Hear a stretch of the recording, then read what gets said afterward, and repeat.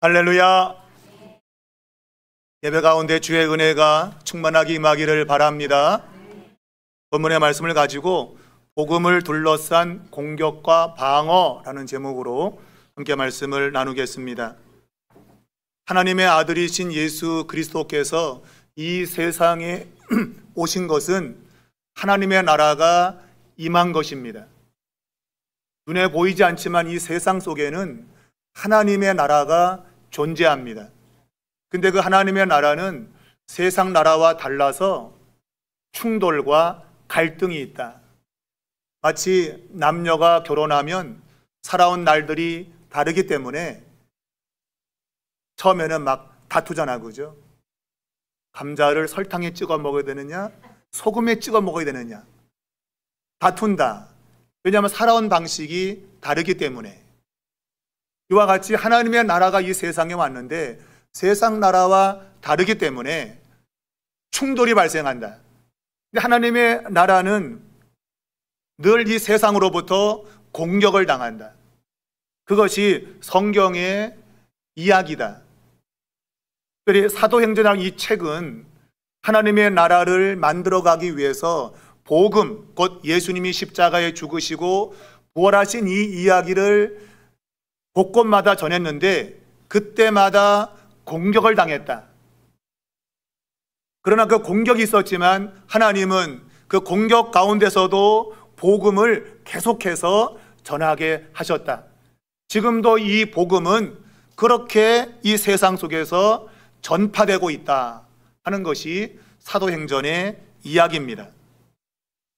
하나님은 바울이라고 하는 사람을 이방 나라에까지 복음을 전하기 위해서, 곧 이스라엘 백성들, 유대인만이 아니라 이방인도, 하나님을 모르는 사람에게도 하나님을 믿고 구원받도록 복음을 전하는 그릇으로 하나님이 바울이라는 사람을 택했고, 이 바울은 세계를 다니면서 복음을 전했다. 바울은 1차 선교 여행을 마친 이후에 두 번째 2차 선교 여행을 떠났는데 오늘 읽은 이 본문은 그 2차 선교 여행 중에 마지막에 있었던 일을 우리에게 소개해 놓고 있는 겁니다. 바로 그것은 고린도라고 하는 그런 지역인데 그 지역에서 벌어진 재판에 대한 이야기를 우리에게 소개해 놓고 있습니다. 바울은 2차 선교 여행을 안디옥 교회를 출발로 수리아, 길리기아, 더베, 루스드라, 그리고 부르기아, 갈라디아, 그리고 드로아에서 이제 유럽으로, 오늘날 유럽으로 건너가서 복음을 전하게 되면서 빌립보, 또 데살로니가, 베레아, 그리고 아덴, 그리고 오늘 고린도에 와서 복음을 전하고, 그리고 에베소를 거쳐서 가이사라에 갔다가 예루살렘에 올라가서 다시 안디옥으로 돌아오는 그러한 2차 선교 여정을 마치게 됩니다. 그런데 이 고린도에서 한 사건이 벌어졌는데 이 사건이 우리에게 가르쳐주는 의미가 매우 중요하다고 하는 것입니다. 자, 이 바울은 고린도에서도 복음을 전했다. 그는 안식일이 되면 유대인의 관습을 따라서 회당에서 복음을 전했는데 그 가운데 유대인, 헬라인에게도 복음을 전했습니다. 그럴 때 유대인들이 반대했다, 저항을 했다. 왜냐하면 유대인들은 예수 그리스도를 메시아로 믿지 않기 때문입니다. 그러니 잘못된 것을 전한다고 생각한 그들은 바울이 전하는 그것을 거부했고, 그래서 바울을 대적을 했습니다. 그런 와중에 마게도냐에 있었던 바울의 일행인 실라와 디모데가 합류했습니다. 그랬을 때 바울이 하나님 말씀에 붙잡혀서 더 열심을 가지고 복음을 전했는데, 그랬더니 유대인들이 더 세게 대적하며 비방을 했다. 결국은 재판에 고소하는 이러한 일이 벌어지게 된 겁니다. 그 재판에 새로 부임한 총독 갈리오가 그 재판에서 유대인들이 그 고소한 그 기소 사건을 기각시켜버렸다. 그 와중에 회당장 소수대네가 매를 맞게 되어지고 이 재판이 끝이 난다. 그리고 그 이후에 바울은 고린도를 떠나서 에베소로 가게 되어지고 다시 이제 가이사랴를 거쳐서 예루살렘으로 그리고 안디옥으로 가게 되는 그러한 이야기입니다. 자, 오늘 이 본문에는 바울이 복음을 전할 때 그의 대적자들이 공격하는 것과 또 그것을 방어하려고 하는 그 바울의 모습 속에서 역사하고 있는 하나님에 대한 이야기를 우리에게 해주고 있습니다. 공격과 방어는 필연적으로 어떤 사건 속에 일어나는데 그 속에서 하나님이 어떻게 일하고 있는가 하는 것을 우리에게 가르쳐주고 있습니다. 복음을 둘러싼 공격과 방어에서 우리는 몇 가지 중요한 사실을 깨닫게 됩니다. 제일 먼저 첫 번째는 이 복음이라고 하는 것은 항상 치밀하게 공격을 당할 위기에 놓여 있다. 곧 복음을 반대하는 이 세력들이 이 복음을 대항할 때에 치밀하게 계획을 짜서 도전하는 그러한 모습을 가진다. 그냥 막 하는 것이 아니라 계획하고 치밀하게 도전하고 있다. 그것이 오늘 본문에 나타나고 있다는 겁니다. 무슨 말인가 하면 바울이 복음을 전했을 때에 유대인들이 산발적으로 바울을 대적하고 비방했습니다. 그런데 마게도냐에서 실라와 그리고 디모데가 합류하자 유대인들의 마음이 동요하기 시작했다. 근데 그 순간에 새로 총독이 부임했는데 갈료라는 사람이 부임해 왔습니다. 그랬더니 유대인들 대적자들이 지금이 기회다 라고 하면서 유대인들을 다 모아가지고 바울을 대적했다 하는 것입니다. 여러분, 무언가를 공격할 때는 좋은 기회를 보는 겁니다. 상대방이 허점이 있을 때 공격을 해야 유리하다. 단단하게 방어할 때 공격을 하면 효과가 없다.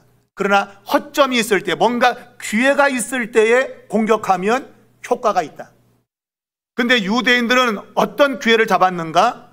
총독이 새로 부임하는 이것을 기회로 삼았습니다. 왜 그랬을까요? 새로 부임한 총독은 백성들의 마음을 사야만 됩니다. 그래야 거기서 오래 있을 수 있다. 만약 그렇지 않고 백성들이 원성이 크거나 원망의 소리가 들리면 바로 황제에게로부터 소환, 잘린다. 그러니 백성들의 마음을 살려고 한다고 하는 것을 유대인들이 알고 있는 거죠. 그래서 새로 부임한 갈료 총독에게 자신들의 요구사항을 지금 이야기하고 있다. 그게 뭐예요? 바울을 제거시키든지 아니면 추방시키기 위해서 재판을 건 겁니다. 그들은 이 총독이 자신들의 마음을 사야 되기 때문에 그들의 요구 조건을 최대한 들어줄 것으로 생각한 겁니다. 요즘 국회의원들은 선거 때만 되면 그냥 막 알랑방구 끼잖아요. 표 얻으려고. 그리고 4년 동안은 그냥 하든 말든 그냥 대충 하다가 선거 때만 되면 한 표 달라고 막 그냥 아첨을 하죠. 4년 동안 임기가 보장되어 있기 때문에 그런 거예요. 그런데 당시 로마 총독들은 백성들이 막 원성이 있으면 바로 잘립니다. 나라가 안정돼야 되는데 백성들이 원성이 커지게 되면 사회가 불안하지 않습니까? 사회가 불안하면 로마가 지배할 수 없다. 그래서 사회를 안정시키는 것에 최우선을 두고 있는 거예요. 그러니 누가 새롭게 총독으로 부임해 오면 백성들의 소리를 들어줘야 된다. 바로 그것을 유대인들이 이용하고 있는 거죠. 우리가 바울을 공격하고 바울을 제거하기 위해서는 새로 부임한 요 시간을 이용해야 된다. 그러면 우리가 목적한 것을 이룰 수 있다고 그들이 본 겁니다. 더군다나 그들은 일제히 공격을 하고 있다고 성경이 말하고 있습니다.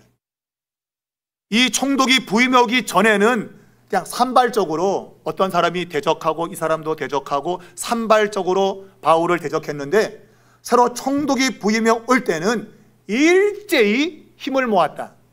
우리가 뭐든지 힘을 모으면 힘이 강해진다. 어떤 한 사람이 말하는 것보다 10사람, 100사람이 하는 소리가 크다. 그래서 일제히 지금 유대인들이 힘을 모았다.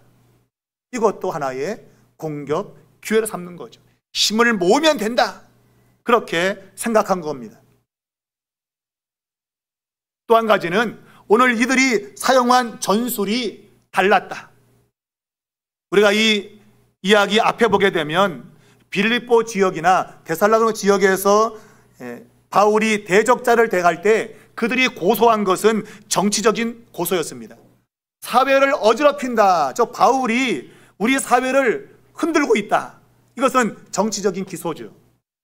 그런데 오늘 여기서는 정치적 기소가 아니라 종교적으로 걸고 있다. 로마는 모든 지배하는 식민지의 사람들에게 종교의 자유를 주고 있다. 그래서 그 사람들이 믿고 있는 종교를 허용해 주는데 그 가운데 유대교는 공식적으로 인정받은 종교입니다. 그런데 만일 이 종교를 다른 방식으로 하면 그 종교법에 걸리게 돼 있어요. 그런데 지금 유대인들은 바로 이 법을 가지고 바울을 고소한 거죠. 이 사람이 이단을 전하는 게 아니라 유대교를 전하고 있는데 다른 걸 전하고 있다. 근데 다른 것이 뭔지는 말하지 않는다. 그걸 말하면 그들에게 손해가 되죠. 여러분, 자기가 불리한 것은 말하지 않는다. 그리고 상대방이 잘못한 것만 그냥 주장한다. 이게 하나의 전략입니다. 그래서 예수가 그리스도라고 하는 얘기는 아예 안 합니다. 그냥 저 사람은 유대교가 믿는 방식으로 안 믿고 있다. 불법이다. 라고 종교법으로 지금 고소한 겁니다. 여러분, 대적자들은 나름대로의 다 방식이 있어요. 요놈에겐 요게 맞아. 요럴 때는 요게 맞아. 얼마나 비상한지 모릅니다. 그러한 것들을 모르면 우리는 뒤통수 맞는 거죠. 정치적인 기소할까 봐 그쪽으로 준비하는데 종교적인 거로 걸면 걸린다. 그러니까 이 대적자들이 얼마나 치밀하게 지금 바울을 대적하고 있는지 우리는 알 수 있는 것이죠. 여러분, 우리의 대적자는 복음을 공격합니다. 또한 그 복음을 믿는 하나님의 사람들을 공격하는데 최선의 방법이 무언지를 찾고 있다. 찾고 있습니다. 어떻게 하면 이 사람을 효과적으로 공격할 수 있는가? 그것이 오늘 이 본문에 나타나고 있는 거죠.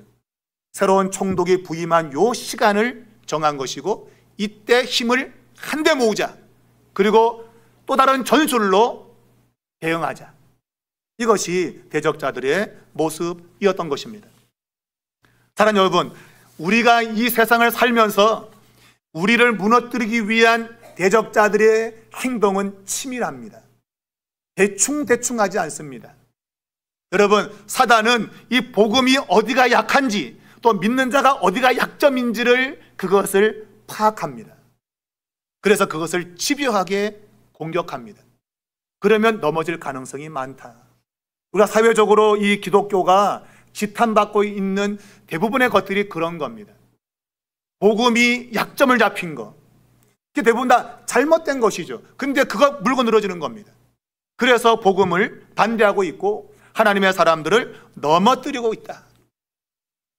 여러분, 우리의 대적자 사단은 지금 그렇게 우리를 넘어뜨리기 위해서 도전해 오고 있습니다.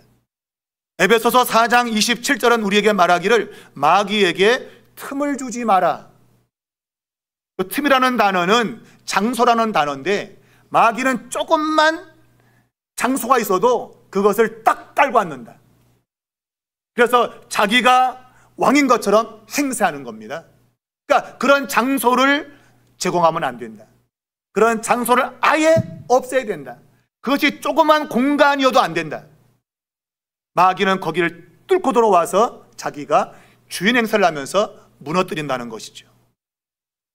그래서 베드로전서 5장 7절에 보면 마귀가 우는 사자같이 두루다니며 삼킬 자를 찾고 있다고 말합니다. 이것은 무너뜨리기 위한 기회를 보고 있는 거죠. 두루다니면서 어떤 놈을 내가 삼킬까? 저 놈은 어떻게 삼켜야 되나? 라고 기회를 보고 있는 겁니다. 그러니까 기회만 보이면 여지없이 공격하는 것이 우리 대적자들의 전략이라는 거예요. 사람마다 다 약점이 있습니다. 어떤 사람은 돈의 약점이 있어요. 돈 그러면 눈이 번쩍 뜨는 사람이 있어요. 그런 사람은 돈만 갖다 주면 그냥 넘어가는 겁니다. 그냥. 또 성을 좋아하는 사람, 성적인 것 좋아하는 사람은 그것만 갖다 밀면 그냥 넘어갑니다. 그냥. 명예에 좋아하는 사람들, 명예만 들이밀면 자빠집니다. 거기. 오늘 우리를 넘어뜨리기 위해서 이런 갖가지 방법들을 대적자가 들이밀고 있다. 여러분이 대충 해서는 넘어집니다. 우리가 깨어있지 않으면 안 됩니다. 사단은 아주 갖가지 방법으로 우리의 약점을 찾고 있고 그 약점이 보이면 여지없이 우리를 무너뜨립니다. 여러분, 교회가 또 복음이 우리의 신앙이 무너지지 않기 위해서는 성경이 말한 대로 항상 깨어 있어라. 깨어 있어서 내가 그러한 틈을 보이지 말아야 된다. 그 틈만 보이면 넘어지게 되는 겁니다. 여러분과 저에게 무슨 약점이 있는지 여러분 오늘 예배 가운데 생각해 보기 바랍니다. 나는 뭘 들이밀면 넘어질까? 그게 와도 나는 넘어지지 말아야 될 텐데 그걸 잘 생각하시고 여러분 믿음 생활을 해야 될 것입니다. 두 번째는 이 대적자는 각자가 자기가 원하는 일에 시간과 관심을 쏟게 하면서 공격하고 있다는 겁니다. 그러니까 그 외의 일을 하는 것은 자기가 추구하는 것들에 대해서 방해라고 생각한다. 그러니까 나의 관심이 아닌 것들에 신경을 쓰지 않게 만든다. 오늘 갈리오 총독은 바울이 재판에 지금 기소가 됐기 때문에 자기가 왜 기소됐는지를 혐의에 대해서 변호하려고 했다. 근데 성경은 갈리오 총독이 바울이 입을 열려고 하지만 입을 닫게 만들고 자기가 말하고 있다. 근데 그가 말하는 것이 뭔가 하면 유대인들이 바울에 대해서 혐의로 기소된 것을 기각시켰다라고 말하고 있어요. 왜? 이 문제는 자기의 관심사가 아니기 때문입니다. 자신은 정치적인 그런 것에 관심이 있지 종교적인 문제는 관심이 없습니다. 그런데 지금 이 기소된 이 문제는 유대인의 종교의 문제다. 하나님 어쩌고 보이지 않는 비현실적인 문제를 갖고 지금 씨름하고 있는 거예요. 나는 비현실적인 것을 관심 갖지 않고 현실적인 문제를 다루고 있어. 내가 다스리는 이 지역이 어떻게 살아야 될지, 어떻게 현안들을 처리할지에 난 관심이 있지, 뭐 하나님 보이지 않는 그 하나님, 죽은 다음에 천국이 있고 없고 그런 건 관심이 없다. 나는 현실의 문제에만 관심이 있다는 겁니다. 그래서 유대인들이 지금 자기들이 믿고 있는 종교법을 가지고 지금 기소했는데 이 갈리오 총독은 단칼에 기각을 시켰습니다. 바울의 입장에서는 복음을 전하는 좋은 기회였는데 법정에서 자신이 믿고 있는 예수 그리스도를 전할 수 있는 좋은 기회였는데 그것이 막힌 거죠. 왜? 말하지 못하게 한 겁니다. 입 다물어. 그리고 내 얘기를 할 거다. 그 자신은 종교에 대해서 관심이 없다. 그건 너희 문제니까 너희끼리 해결하라. 나는 거기에 시간을, 내 관심을 투자할 수 없다는 겁니다. 그래서 단칼에 이 기소를 기각을 시켰습니다. 사랑하는 여러분, 오늘 많은 사람들이 자신이 관심 있는 것에 시간과 열정을 쏟습니다. 그리고 보이지 않는 것에 대해서는 관심을 갖지 않습니다. 당장 눈에 보이는 것에 관심을 갖습니다. 그게 돈이든지 건강이든지 아니면 인간관계든지 그런 것에 초점을 두고 있지 보이지 않는 것, 죽은 다음에 천국을 가는지 만국을 가는지 이런 관심이 없다. 오늘 우리의 대적자가 이러한 방식으로 우리를 도전하고 있습니다. 야, 너 예수 믿지만 당장 먹고 사는 게 급하지 않냐? 급하지. 그러면 예배는 나중에 드려. 당장 지금 먹고 살아야 되는데, 야, 하나님이 지금 보이지도 않는데 뭘 그런 걸 갖고 지금 씨름하냐? 너가 닥친 현실적인 문제에 시간을 써. 이것이 갈리오 총독이 가지고 있는 생각인 겁니다. 자기가 관심 갖는 것 이외에 시간을 쓴 것은 낭비다. 나는 내 인생을 위해서 그런 곳에 시간을 둘 수 없다는 겁니다. 오늘 우리의 대적자가 이러한 방식으로 복음을 도전하고 있습니다. 또 우리의 신앙을 도전하고 있습니다. 공격하고 있습니다. 오늘 많은 사람들이 여기에 넘어지고 있는 거죠. 여러분, 눈에 보이지 않는 것보다 눈에 보이는 게 급한 것이 우리의 반응입니다. 당장 먹고 살아야 되니 돈을 벌어야 됩니다. 하나님은 나중인 겁니다. 그러나 우리가 엄밀히 따져본다고 한다면 정말 그것이 우리에게 정말 맞는 이야기일까 하는 겁니다. 우리가 이 성경에서 우리에게 정말 가르쳐주는 핵심적인 것은 우리가 천하를 다 얻고도 목숨을 잃어버리면 아무런 소용이 없다. 내가 지금 열심히 일해서 내가 돈을 많이 모았다. 근데 허무하게 죽어버린다면 내가 모아두었던 이 모든 것이 헛된 것이다. 헛된 것인 겁니다, 여러분. 저희 아버지 모시고 서울대병원 갔을 때 그 폐암 말기로 오신 분이 막 탄식하더라고요. 내가 젊을 때 내가 참 고생 열심히 돈 벌었는데 이제 살만하니까 폐암에 걸렸어. 이제 얼마 못 산다는 거예요. 억울하다는 거예요. 내가 이걸 알았으면 내가 그게 안 살았을 텐데. 여러분, 그것이 현실인 겁니다, 여러분. 내가 열심히 벌어서 이제 살만한데 떠나야 되는 거예요. 근데 그것을 우리가 알 수 있는 게 아니에요. 언제 갈지 모른다, 인생은. 그러나 분명히 간다. 그러니까 우리가 이 많은 소유를 가지고 사는 것도 물론 중요하지만 생명과 바꿀 수 있는 게 아니다.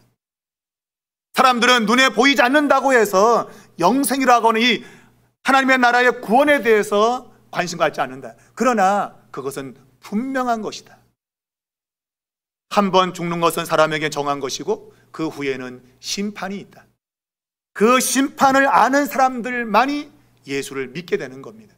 그 심판은 눈에 보이지 않습니다만은 그러나 그 심판은 자꾸 내게 다가오고 있다. 내가 이 세상을 떠나는 그 순간에 그 심판이 내게 적용되기 때문입니다. 여러분, 무엇을 주고 목숨을 바꾸겠느냐? 목숨과 바꿀 것이 세상에 아무것도 없다. 근데 사람들은 내가 눈에 보이는 것 이것만 가지면 내가 영원히 살 것이라는 착각을 가지고 있는 거죠. 그래서 눈에 보이는 것에 시간과 관심을 다 쏟고 있다. 그게 중요하다고 말합니다. 우리가 사도행전 25장을 보면 벨릭스 총독 앞에서 바울이 복음을 전하는 내용이 나오는데 이 벨릭스 총독이 예수 믿고 구원받으십시오. 사람은 죽게 될 것이고 반드시 심판이 있어요. 라고 했더니 그 죽은 다음에 얘기 그런 거 나 별로 내 시간이 없어. 들을 시간이 없어. 다음에 와. 그리고 돌려보냅니다.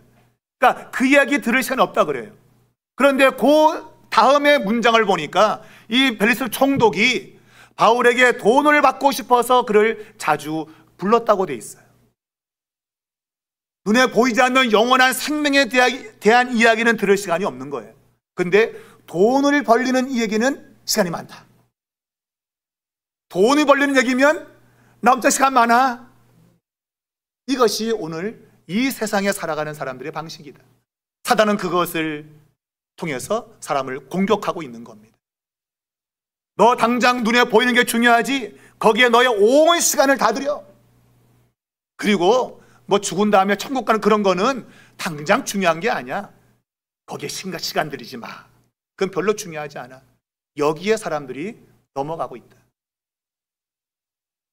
여러분, 성경은 말합니다. 이 세상이나 세상에 있는 것들을 사랑하지 마라. 그것은 하나님께로부터 온 것이 아니다. 이것은 다 지나가는 것들이다. 그러나 하나님의 뜻을 행하는 자는 영원히 있을 것이다. 이것이 성경의 주제입니다. 교회에 나오는 이유는 영원한 것들을 위해서 나오는 겁니다. 잠시 있는 것들을 그거 붙잡다가 사라져가는 것이 아니라 영원히 있는 것들을 붙잡고 영원히 사는 겁니다. 오직 그것은 예수 그리스도를 믿는 길밖에 없는 겁니다. 그것이 내 인생 가운데 가장 중요한 겁니다. 오늘 내가 수많은 억만금을 내가 쌓아두어도 오늘 이 세상을 떠나면 끝입니다. 그 이후에는 심판이 있을 것이니 영원한 멸망으로 떨어지는 것이 성경의 가르침인 것이죠. 여러분과 저는 지금 어느 곳에 지금 관심을 두고 있습니까? 여러분이 드리는 시간과 여러분의 열정은 지금 어디에 있는 겁니까? 우리가 사도행전 6장을 보면 예루살렘 교회 안에 구제하는 일이 있었는데 이때 헬라파 유대인 과부가 자꾸 빠지는 거예요. 그러니까 히브리파 본토 유대인이면서 예수 믿는 사람들은 다 구제받는데 이방 땅에 살다가 돌아온 유대인들은 자꾸 명단 빠지는 거예요. 그래서 불만을 막 표한 거죠, 교회 안에서. 그랬더니 사도들이 그 문제 해결하려고 이리 뜨고 저리 뛰려고 하는데, 그때 사도들이 말하기를 우리가 본업을 제쳐두고 곧 말씀과 기도하는 걸 제쳐두고 다른 것 하는 것은 안 된다. 우리가 해야 될 것이 말씀과 기도인데 이걸 제쳐놓고 다른 거 하면 안 된다. 먹고 사는 거 물론 중요하다. 헬라파 유대인 과부를 도와주는 것도 물론 중요하다. 그러나 우리의 본업은 말씀과 기도를 하는 것이다. 이거 하지 않고 다른 거 하는 것은 안 된다고 말하고 있어요. 근데 우리는 어떻습니까? 우리는 말씀과 기도하는 일에 열심 내기보다도 구제하고 먹고 사는 문제가 더 급하다고, 해야 될 일을 제껴놓고 우리는 그런 일에 열심을 내고 있다. 성경은 그런 것에 열심을 내는 것이 아니라고 했는데 우리는 그런 것에 열심을 내고 있다. 이것이 대적자가 우리를 공격하는 방식인 겁니다. 여러분, 이것을 깨닫기를 바랍니다. 하나님의 말씀을 받는 것이 생명을 얻는 것입니다. 여러분이 기도하는 것이 사는 길입니다. 여러분이 지금 급하다고 현실적인 문제, 돈을 벌어야 되고 건강해야 되고 이걸 쫓다보는 순간에 어느 순간은 여러분 세상을 떠날 것입니다. 그 이후에는 멸망으로 간다고 성경은 말하고 있으니 여러분, 중요한 것에 시간과 관심을 쏟기 바랍니다. 눈에 보이지 않는 영원한 하나님의 나라를 바라보시기 바랍니다. 그런 사람들만이 영원히 남을 것이라고 이야기를 하고 있습니다. 오늘 갈리오 총독은 유대인들의 종교는 내 관심사가 아니야, 나는 그런 거 별로 관심이 없어, 그건 니네끼리는 해결해 라고 던져버리는 것이죠. 아마 그는 영원히 멸망으로 갔을 겁니다. 오늘 이러한 길로 가는 사람이 이 사람만 있느냐? 아니다. 예수를 믿는다고 말하면서도 이런 길을 가는 사람이 분명히 있다. 여러분과 저는 이런 길에 있지 않기를 바랍니다. 중요한 영생을 쫓아가는 여러분 되시기를 주의 이름으로 축원합니다. 마지막 세 번째는 하나님께서 섭리 가운데 복음을 방어하시고 길을 열어주신다는 겁니다. 이것이 굉장히 중요한 내용입니다. 바울이 이 재판정에서 자기가 변론하려고 했습니다. 예수 그리스도를 전하려고 했습니다. 그런데 갈리오 총독이 입을 막았습니다. 이런 상황이 되면 바울은 굉장히 안 좋은 상황이죠. 그때 갈리오 총독이 유대인의 기소를 단칼에 기각을 시켰습니다. 왜 단칼에 기각을 시켰을까? 이것은 1차적으로 그가 유대인 종교에 대해서 관심이 없는 것이 있는 것이고, 또 한 가지는 유대인들이 그들이 뭔가 자꾸 이렇게 막 소동을 일으키는 것을 잠재우기 위해서 그런 겁니다. 갈리오 총독은 지금 로마에서 온 지 얼마 안 됐습니다. 근데 로마에서 어떤 일이 있었는가 하면 유대인들이 기독교인과 싸워가지고 사회를 아주 어렵게 만들었어요. 유대인들의 극성입니다, 극성. 그래서 로마 사회에 문제를 일으키니까 글라우디오스 황제가 유대인들을 쫓아냈습니다. 니네 나가! 우리 사회가 니네 때문에 시끄러워! 나가라고 그냥 추방명령을 내린 겁니다.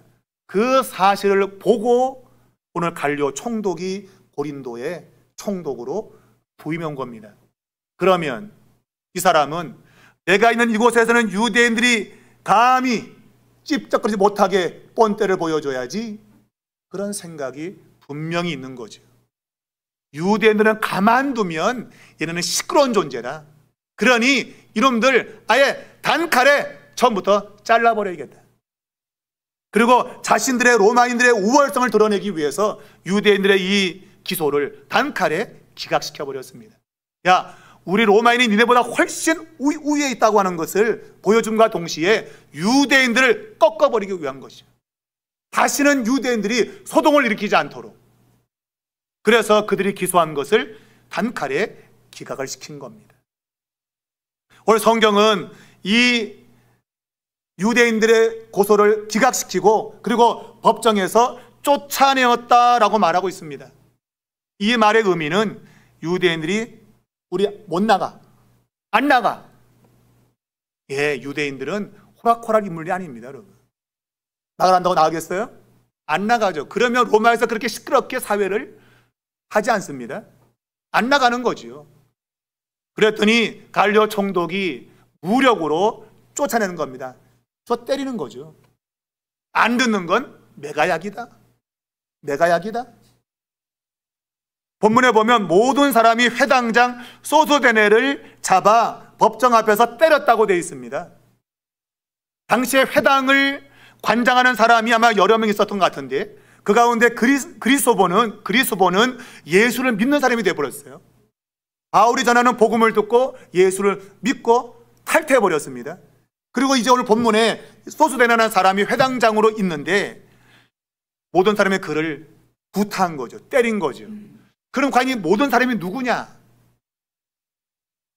여기 두 가지 부류가 있다고 보는 건데, 하나는 이제 이 재판장 갈리오가 다스리고 있는 그리스 사람들, 하급 관리 사람들이 이 소스데네를 때리고 있다. 왜? 말 안 들으니까. 나가라고 했는데 안 나가니까 때린 거죠. 또 한 부류는 유대인들이 자신들이 원하는 것을 이 대표자인 소스데네가 제대로 일을 관철시키지 못했기 때문에 화딱지가 났다. 그래서 유대인이 회당장을 때리고 있는 거야. 너 그딴 일밖에 못해? 때리고 있다. 어느 것이 맞는지는 모르겠지만 제가 판단하기는 이 두 부류의 사람이 함께 회당장을 때리고 있다. 그리스 사람은 법정에서 지금 물을 일으키니까 때리고 있고, 유대인은 자기의 뜻이 안 이루어졌으니까 때리고 있고. 왜? 이런 일을 지금 갈리오 총독이 팔짱을 끼고 보고 있다. 한 사람은 저 터지고 있는데 팔짱을 끼고 아이고 쳐다보고 있다. 이것이 갈리오 총독이 의도하고 있는 바다. 지금 회당장이 저 터지는 모습을 통해서 이제 앞으로 이런 일이 벌어지면 저 터진다 아니네. 이거를 갈리오 총독이 보여주고 있는 겁니다. 사랑하는 여러분, 바울이 자기 자신이 복음을 전하는 걸 막히는 그 상황은 어려운 상황이죠. 내가 오늘 내가 해야 될 일을 하지 못하고 내가 원하는 방식으로 안 되는 것은 어려움입니다.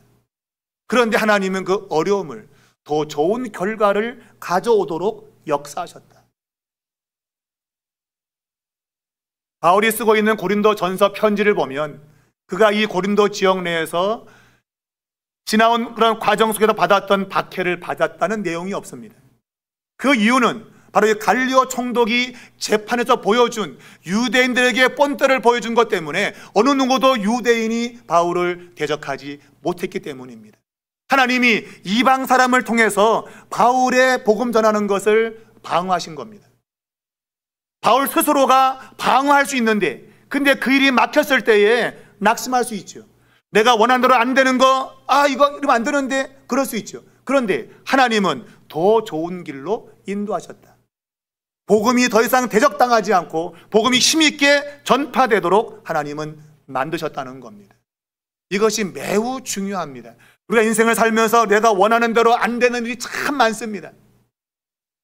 세상 사람들 안 되면 내가 그래 팔자가 그래, 안 될 팔자야 나, 이러고 맙니다. 그리고 안 되면 그냥 막 푸닥거리 하든지 뭐 하든지 그냥 합니다. 그렇게 해서 문제를 해결하려고 합니다. 그런데 성경의 하나님은 내가 원하는 방식이 막히는 그 순간에 하나님이 또 다른 좋은 길을 인도하신다는 겁니다. 그래서 예수 믿는 것이 좋다. 문제를 만나도 염려가 없다. 그 문제 속에서 하나님은 또 다른 길을 만들어내신다. 근데 그 길은 내가 원하는 길보다 훨씬 좋은 길이다. 이게 중요한 겁니다, 여러분.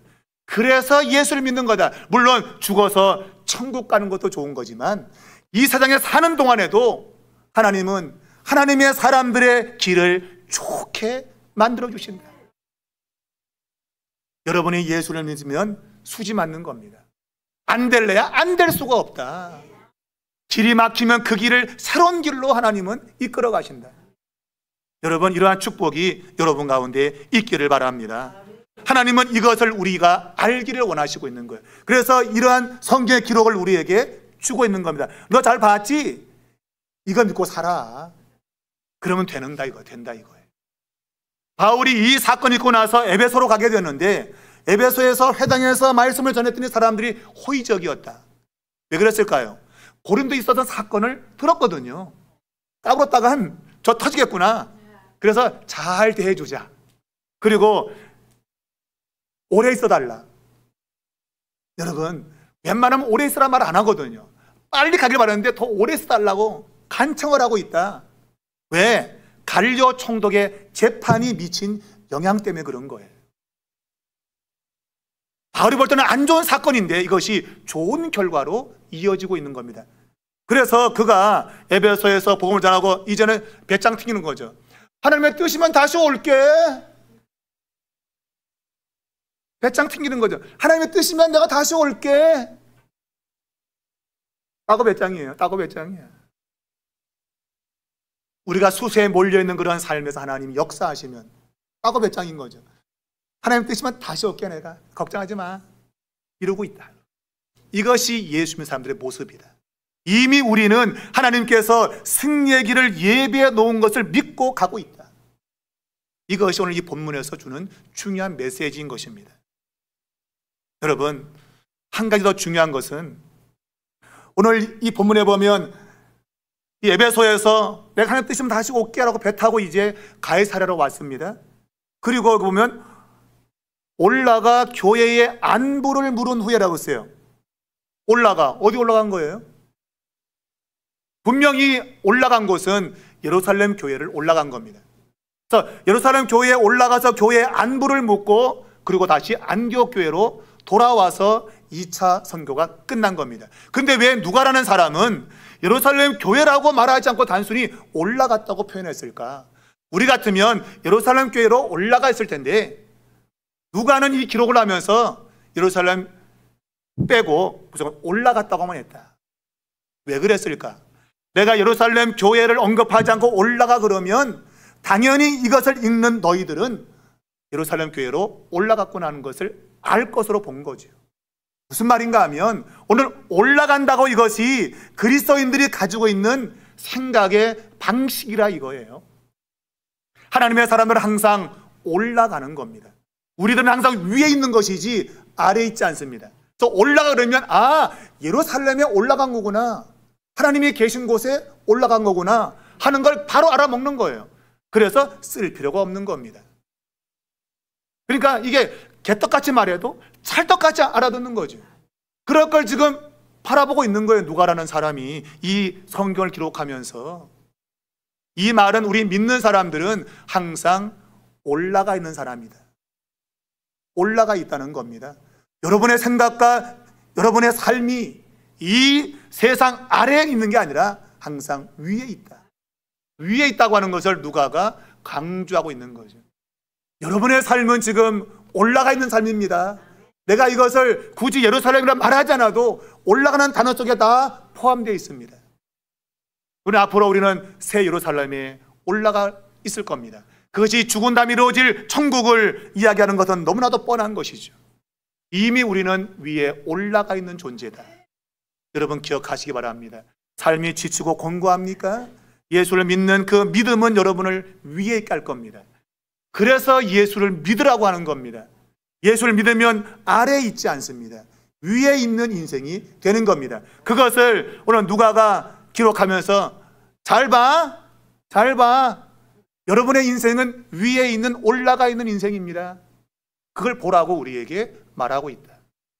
여러분 잘 들을 수 있기를 축복합니다. 하나님께서는 그러한 방식으로 우리 믿는 사람들을 인도하고 있는 겁니다. 비록 삶이 낮아져서 고달프지만 하나님은 높은 곳으로 인도하고 있다. 이것이 정답인 것이죠. 여러분 낙심하지 말고 여러분 그런 믿음으로 사십시오. 그러면 하나님이 여러분을 인도하는 것을 보게 될 겁니다. 낮은 자리에서 높은 곳에 올라간 여러분을 보게 될 것입니다. 참새가 봉황의 뜻을 어찌알랴, 이런 말이 있습니다. 참새가 봉황의 뜻을 어찌알랴. 하나님은 우리가 참새 같은 우리가 하나님의 거룩한 뜻을 알기를 원하고 있다. 그래서 성경을 주셨고 이 성경을 보는 순간에 우리는 하나님의 뜻을 알게 되는 겁니다. 하나님 여러분에게 오늘 하나님 이 뜻을 밝히 알게 하시고 낮은 것 같은 인생을 극복하여 올라가 있는 인생으로 여러분의 삶이 변화될 수 있기를 바랍니다. 그것이 여러분이 예수를 믿는 순간에 일어나는 놀라운 사건이다. 이것이 그대로 여러분의 인생 가운데 일어날 수 있기를 주님의 이름으로 축원합니다. 기도합니다. 하나님 아버지 감사합니다. 오늘 복된 주일 이 예배를 통해서 우리에게 귀한 말씀 주시니 감사합니다. 우리가 이곳에 오기 전까지는 세상의 눈이 향했습니다. 이 낮은 땅에 눈이 있었지만 예배를 드리고 난 이후에 우리의 눈이 하늘로 향했습니다. 하나님 아버지, 우리의 인생은 이제 낮은 자리에 있지 않고 올라간 자리에 있음을 성경이 말하고 있습니다.